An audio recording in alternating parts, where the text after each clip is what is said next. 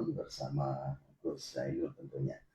Dan bagi pendengar saya yang bergabung silakan Anda masih bisa chat di nomor 089532775755 karena di dalam Ramadan akan nanti saya di pukul 1 waktu Indonesia Barat.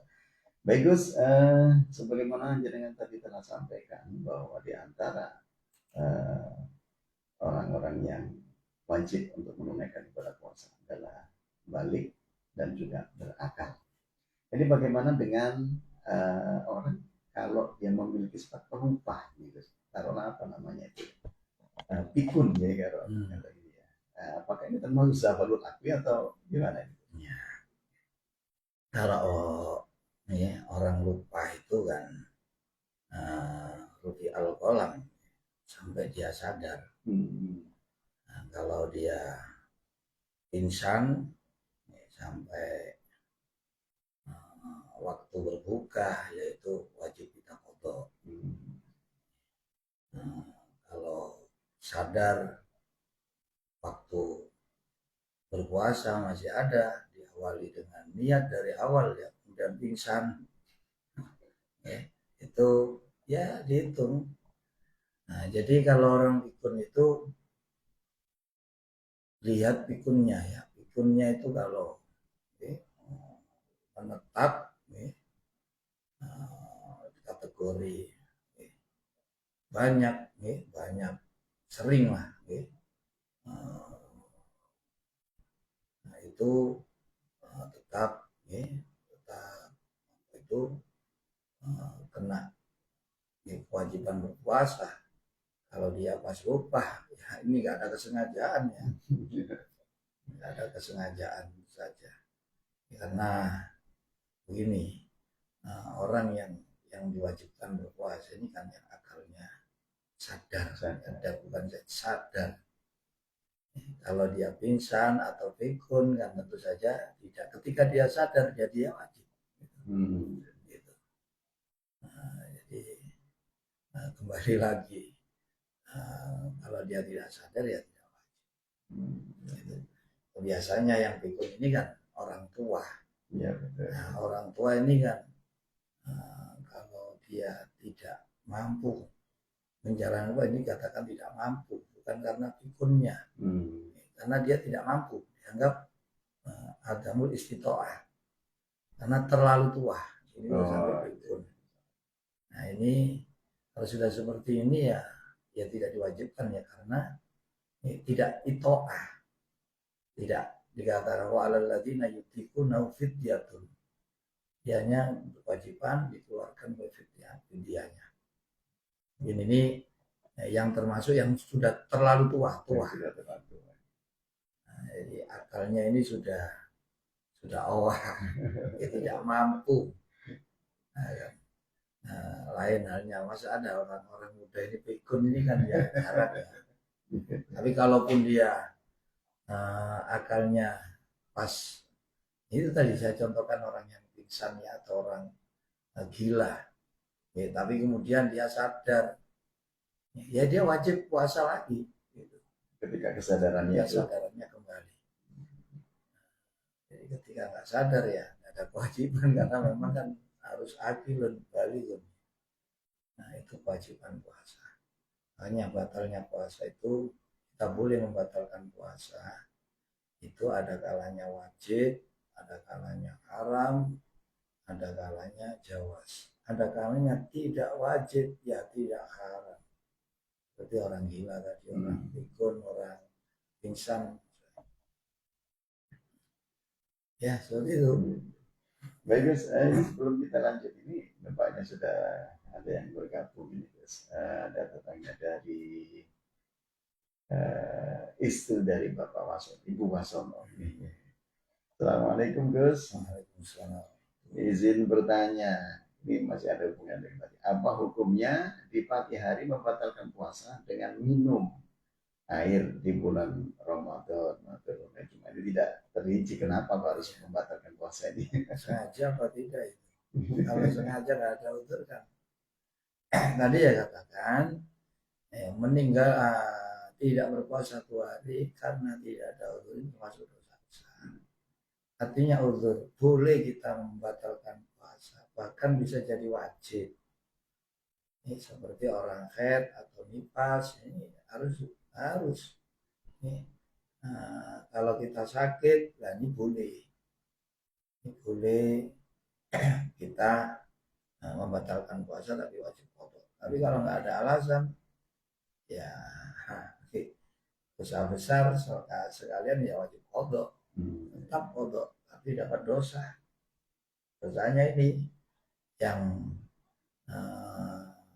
andai kamu ganti puasa setahun itu tidak akan sanggup menggantikan 1 hari yang kamu tinggalkan tanpa ada uzur. Sangat disayangkan. Itu alasannya apa? Kalau sengaja tidak ada alasan apa, ya dosa besar, nggak boleh. Itu wajib enggak menjaga puasanya, itu enggak boleh makan sampai berbuka. Nah, tapi wajib qadha seperti orang yang tidak niat, lupa niat jika waktu malam, paginya wajib berpuasa itu. Tapi wajib qadha karena puasanya tidak dianggap sah, nah tidak disertai ini. Ya. Bagaimana kemudian kalau yang digunakan sebagai dasar alasannya itu karena pekerjaan, kemudian bekerjanya berat mungkin ya, kemudian yang beralasan saya nggak kuat berpuasa, ini gimana ini? Ini alasan yang dibuat-buat, jadi tetap sakit. Ini kan yang disebut di dalam Al-Quran ini kan faman kana minkum maridun aw ala safarin. Siapa yang dalam keadaan sakit atau pergian, faidatun min ayyamin ukhra. Walal ladzina yutiquna fidyatun, bagi mereka yang tidak mampu, tidak kuat. Nah, ini mungkin dimasukkan ke sini. Ini tidak apa-apa, saya tidak mau, itu padahal itu untuk orang yang tua, yang memang benar-benar tidak mampu, yang sudah mengidap penyakit yang tidak bisa disembuhkan. Ini tidak bisa, ini sudah penyakit berbahaya dan tidak bisa sembuh ini. Tidak ada harapan untuk mengkodok. Nah, ini tidak usah puasa, wajib membayar fidyah. Ini bukan untuk pekerjaan, itu kesembronoan. Jadi kalau memang pekerjaan itu yang bisa merusak puasa kita, ya kita tahan, harusnya begitu. Nah, itu kan memforsir, ya. Ini kan memang ada unsur kesengajaan untuk merusak puasa dengan alasan tidak dibenarkan.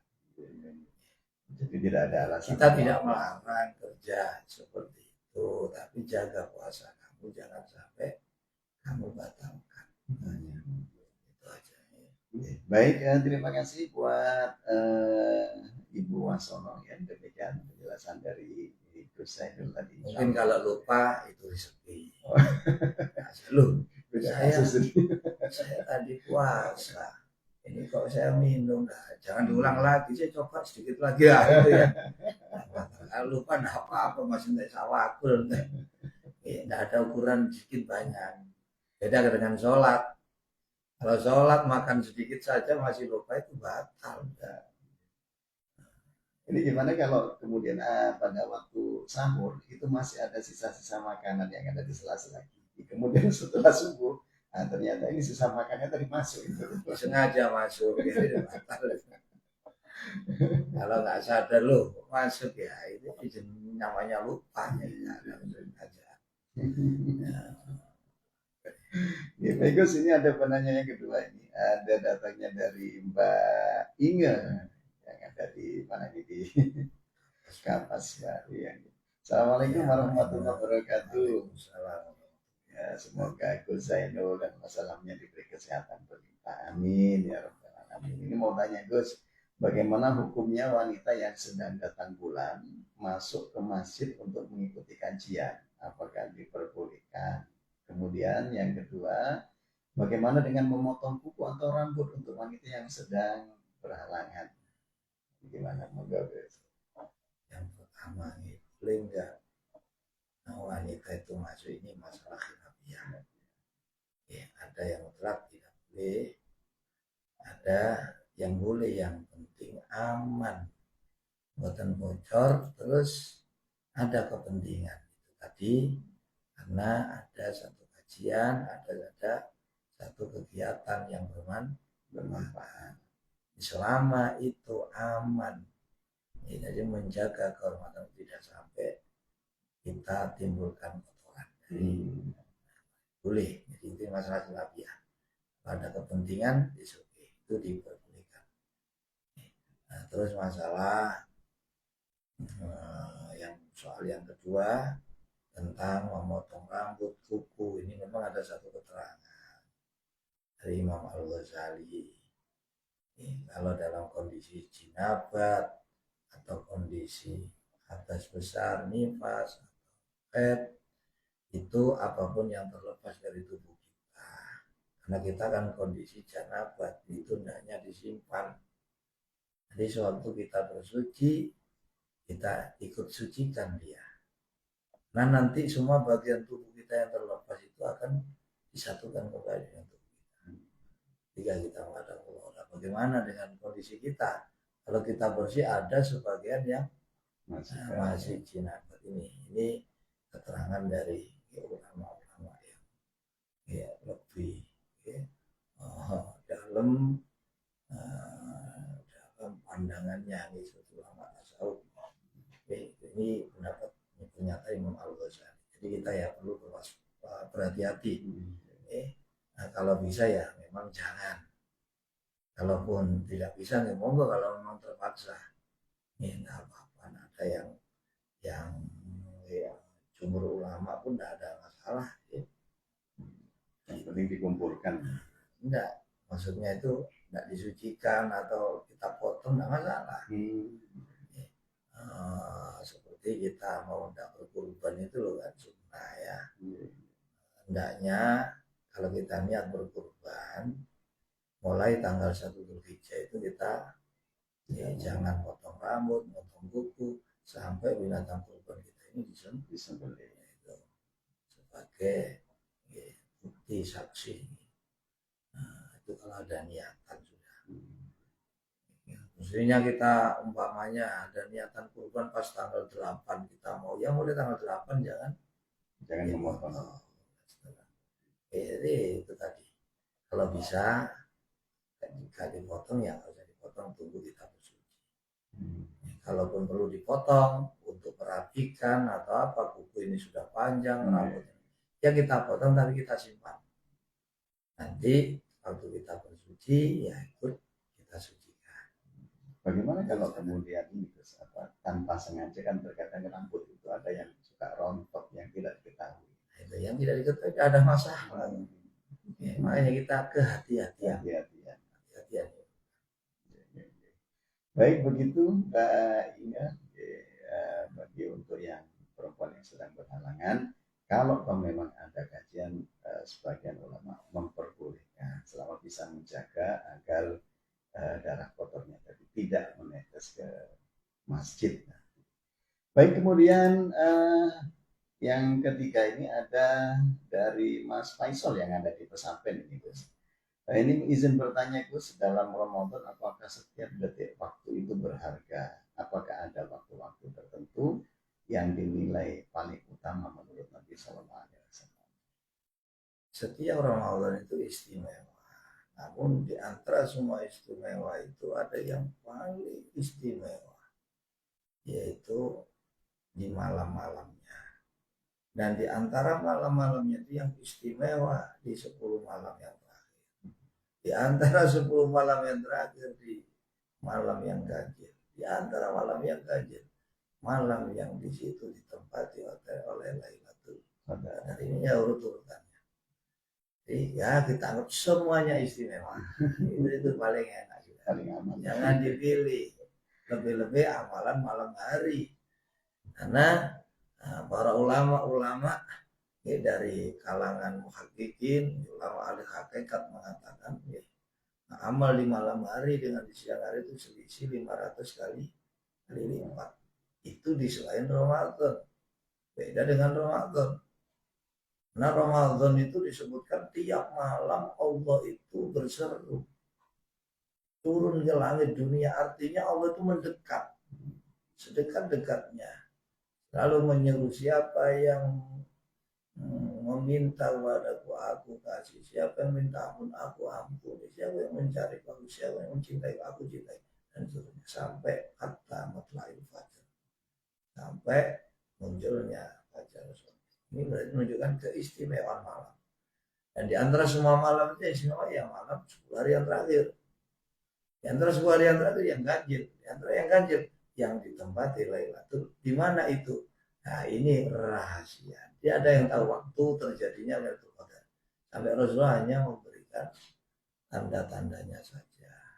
Yang kemarin sudah kita bahas, ada kaidah yang dikatakan oleh Syekh Abdul Hasan Asy'adzili, saya tidak pernah meleset mendapati Lailatul Qadar seperti kaidah yang disampaikan oleh Imam Ghazali, yaitu di mana letak Lailatul Qadar tergantung awal masuknya bulan Ramadan. Kalau tahun ini hari Sabtu, insya Allah Lailatul Qadar terjadi di malam yang ke-20 23. Itu kemudian masalah waktu ini Gus. Kadang orang ini kan berbeda fisik dan berbeda kemampuan untuk memanfaatkan waktu. Waktu yang paling bagus itu kan ada di sepertiga malam yang terakhir. Tapi kalau seandainya tidak memungkinkan seseorang untuk melakukan ibadah di sepertiga yang terakhir, ini gimana ya? Jadi hakikatnya waktu terbaik itu adalah waktu di mana kita ingat kepada Allah. Udah, itu waktu yang terbaik. Meskipun sepertiga malam kalau kita tidak ingat kepada Allah, ya apalah artinya. Seperti hari Jumat, kita mengenal semua ulama sebaik-baiknya hari Jumat. Tapi apalah artinya hari Jumat kalau kita lupa al-falah ibadah. Akan lebih baik hari Sabtu, hari Minggu, hari Senin kalau di situ kita ingat kepada Allah. Seperti ulama mengatakan sebaik amal itu amal sholat. Abdul amal as-sholat. Namun apalah artinya sholat kalau tidak diterima? Nah, sebaik-baik amal adalah amal yang diterima oleh Allah. Ya, itu ada esensinya. Jadi yang terpenting waktu itu kita manfaatkan, terutama di sepertiga malam yang terakhir. Itu memang waktu sahur katakan ya, itu waktu istimewa. Dan itu pun berat biasanya. Yang sering kita jumpai kalau sudah mendekat subuh itu sudah teler. Padahal dari Isya sampai itu mampu. Kadang sudah memasuki pukul 3, setengah 4 sudah. Nah, ini setannya sudah. Itu memang waktu istimewa. Baik, begitu Mas Faisal ya. Semua yang ada di Ramadan itu istimewa. Semua yang ada di Ramadan adalah waktu-waktu yang luar biasa. Tergantung malam hari, termasuk hari terakhir, terutama ganjil, sama yang kita ada Lailatul Qadar. Insya Allah luar biasa. Baik Gus, ini kemudian ada dari Mas David yang ada di Rangkah. Assalamualaikum. Waalaikumsalam warahmatullahi. Ini mohon izin Gus, tanya tentang seberapa ukuran orang membayar fidyah. Mohon pencerahannya Gus. Ukuran membayar fidyah kan dikatakan dalam Al-Quran, wa 'alal ladzina yutiquna fidyatun ta'amun miskin. Itu satu mud. Mud itu kalau ukuran ada mud itu ya belum kayak itu ukuran mud itu ya takaran itu ya. Kalau di dalam bahasa kitab ini satu cawuk dengan 2 tangannya orang yang normal. Nah, itu satu mud. Jadi sebenarnya setiap hari kan satu. Untuk makan orang miskin. Nah, itu kira-kira kalau diuangkan harga segitu itu berapa? Satu mud itu untuk memberi makan orang miskin. Satu mud. Karena kalau di sini kan makan misalnya satu hari berapa ya? 3 kali. 2 kali standarnya lah, Standarnya standarnya 2 kali. Tergantung ini, mood ini kan batas minimal ya. Hmm. Kalau kita mau berpikir kan terserah sampean, mau lebih banyak boleh. Kamu kasih orang untuk 1 hari 1 karung monggo, kasih 500.000, 600, terserah. Kasih 20.000. Ini ada batas minimal, ini batas minimal. Jangan dianggap kasar kalau 2 mood, 10 mood. Enggak, ini ada batas minimal. Seperti kita TK umpamanya ya, anak perempuan kambing 1. Ya. Kalaupun kita beli sapi 1 gimana? Ya tambah bagus sudah. Kan lebih. Atau kita beli kambing 3 untuk apa ini? TK. Putri lo itu siji ae. Lah sing diundang 200 ya. Nek wedhus siji. Kan begitu. Artinya itu ada batas minimal. Itu seandainya di kilogram kan kira-kira berapa itu? Kalau dikilogramkan ya, kalau seperti beras itu kan 1 sok. 1 sok itu 4 mut. 4 mut itu berarti berapa itu? 2,5 kg katakan ya, itu berarti kan 6,5 on ya. Nah, apa itu? Misalnya ya, satu zakat fitrah ini kan 1 sok ini 4 mut. 4 mut. Ya, kira-kira kalau 2,5 dibagi 4 itu kan 6,4. Nah, itu kira itu kalau dikilogramkan. Kalau paling mudah ya 1 jagung. Ini kan diimbui. Kalau seandainya dirupakan uang, ini tinggal berapa beras paling umumnya ya, makanan untuk dimakan layak nih, kata-kata layak di sini, yang layak, yang layak gitu, makan saya kira nih, mungkin paling aman ya 15.000 untuk sekali makan ya. Sekali makan ya standar itu. Nah kalau nggak kuat ya bisa 10.000 kan tergantung kita beli. Ya standarnya itu ya umumnya ya, tengah-tengahnya 15. Kalau di bawahnya ya 10.000. Berarti kalau sehari 2 kali pagi dan sore ya itu ya 20.000. Minimal ya. Minimal. Kalau kita kasih sehari 200.000 tambah Masya Allah. Nanti kambing kuning kan, daging, soto iga, tambah sehat kan. Baik. Kemudian ini Gus, seandainya ini juga yang kemudian tidak berpuasa ini, Anda termasuk fuqara Gus yang tidak mampu, terus bagaimana itu? Maksudnya yang ditanyakan? Artinya dia yang tidak berpuasa ini kan wajib mengeluarkan fidyah. Nah, sedangkan dirinya sendiri tidak ada yang dimakan, itu gimana? Ada yang menanggung, dia yang menanggung, siapa yang membiayai? Jadi keluarga yang membiayai. Nah, kalaupun tidak ada ya kita terhutang termasuk. Ya. Ya sama seperti orang yang melanggar puasa dengan sengaja, seperti berjima, kalau tidak memberikan budak nggak bisa, mboten nggak ada nopo kan Nabi. Oh sareng mboten kuat kan Nabi. Kurma mboten nggak ada wis nopo. Boleh ono jauh kayak gitu. Itu berarti tidak ada batasan waktu. Tidak ada batasan waktu. Tapi namanya utang ya tetap wajib dibayar. Tidak boleh ditunda-tunda. Menunda-nunda itu di dalam 5 perkara termasuk niku bisikan setan. Al ajalah minasyaiton illa bi khamsati asya. Ketergesa-gesaan itu semuanya sumbernya dari setan kecuali dalam 5 hal.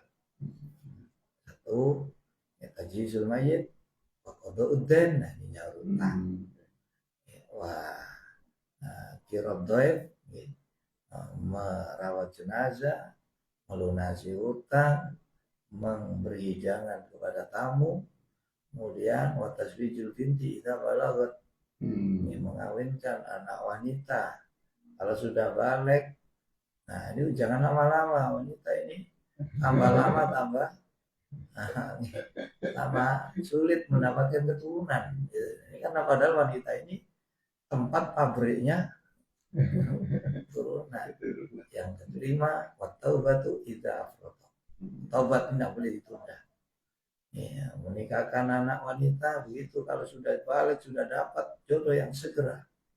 Nah, ini kadang orang tua akan menunda sampai biarin ini nggak tahu kalau wanita ini hamba ilus syaiton, tampari setan, bahaya ini bikin fitnah. Cuman kalau di Indonesia ini kan ada batasan di sini, batasan usia ya untuk anak perempuan yang dinikahkan ini. Ada peraturan pemerintahnya. Nah, itu ada aturan kan berapa itu 18 tahun kan cukup, itu kan muda. Nah, karena ada yang sampai 27, 30 ya semakin tua ya semakin nah baik gitu di dalam urusan menikahkan anak wanita beda dengan pria.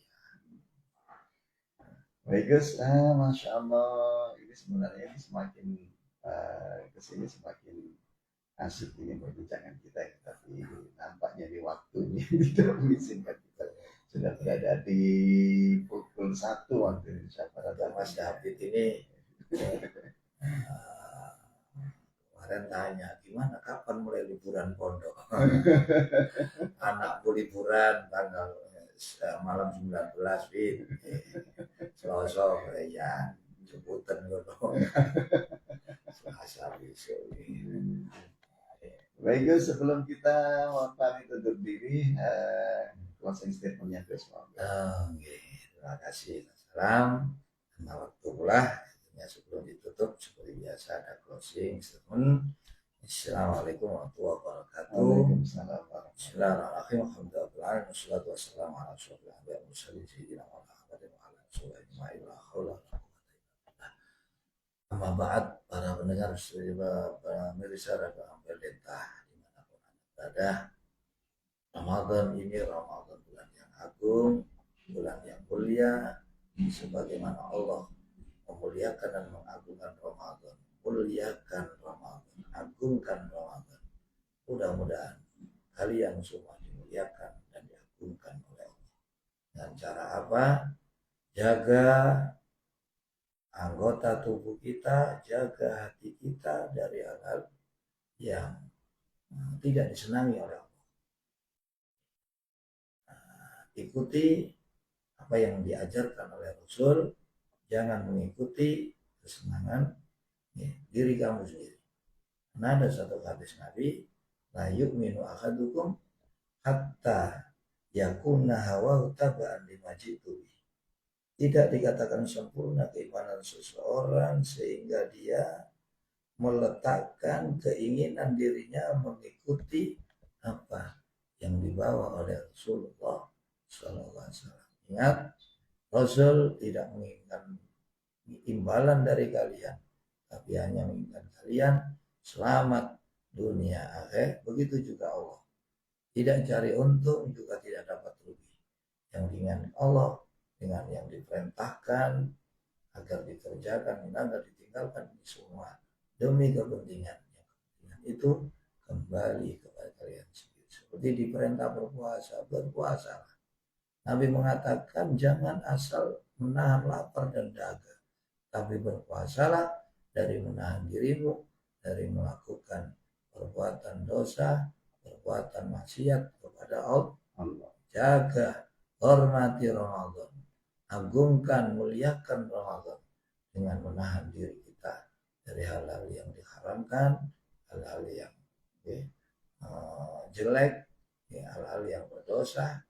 Nah, untuk satu bulan ini dengan harapan mudah-mudahan sepeninggal Ramadan itu bisa membekas dalam diri kita menjadi manusia yang bertakwa. Itu harapan. Makanya puasa kita ini tidak bisa kita ketahui apakah puasa kita berhasil atau tidak.